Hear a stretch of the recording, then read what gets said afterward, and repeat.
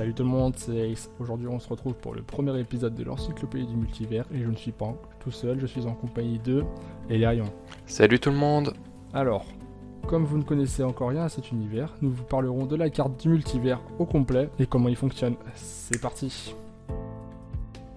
Avant de vous expliquer en détail à quoi ressemble le multivers, il y a 2 ou 3 choses à dire.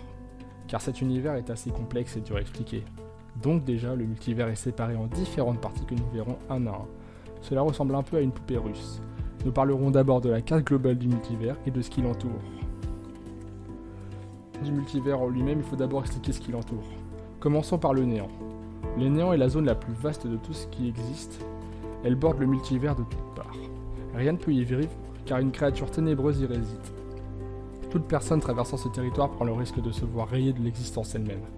Mais contrairement à ce qu'on pourrait croire, ce n'est pas la chose la plus vaste du multivers. Car le néant a une fin, et elle s'appelle l'au-delà. Cette zone est inconnue de la plupart des êtres vivants dans le multivers. Personne ne peut y vivre, car c'est au-delà de tout mana, la source de l'énergie magique vitale des êtres vivants. On appelle cela l'au-delà car elle est inconnue à toute existence et toute croyance possible. Seule la mort peut nous faire voir ce qui y réside. Le multivers est vaste, mais a quand même ses limites. Il est composé d'une multitude de zones qui sont classées par niveau de mana, numérotées alphabétiquement. Plus une zone est riche en mana, plus elle tendra vers la lettre A. Et le contraire fonctionne aussi. Les bordures des zones ne sont pas réellement présentes et ne servent qu'à faire une délimitation, comme la frontière d'un pays. Ces zones sont elles-mêmes composées d'une multitude d'univers qui sont tous séparés par le vide. Le vide est comparable au néant, mais il ne sert qu'à faire barrière aux univers pour éviter une rencontre. Les univers sont tous différents, mais une seule chose les relie. Ils ont été créés au même moment. Il existe plusieurs types d'univers. Les univers basiques, qui ne sont qu'un simple monde avec un ou plusieurs dimensions.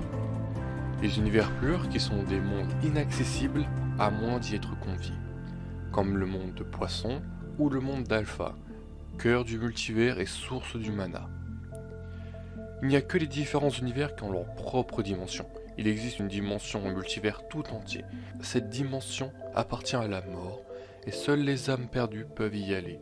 Cette dimension permet à la mort de pouvoir envoyer ses émissaires aux 4 coins du multivers, pour pouvoir y faire le mal et espionner les vivants. Nous avons dit précédemment que tous ces univers sont séparés par le vide, mais il existe des passages entre les univers appelés les couloirs de la mort. Seuls ceux ayant le pouvoir de les traverser peuvent les utiliser et se déplacer librement dans le multivers. A noter qu'on ne peut pas aller dans une dimension directement à partir d'un couloir. Il faut d'abord avoir pénétré dans le monde en question. Et c'est sur ce que je vais vous laisser. Merci d'avoir regardé le tout premier épisode d'Encyclopédie du multivers. On se retrouve la semaine prochaine. C'était Elarion pour vous servir.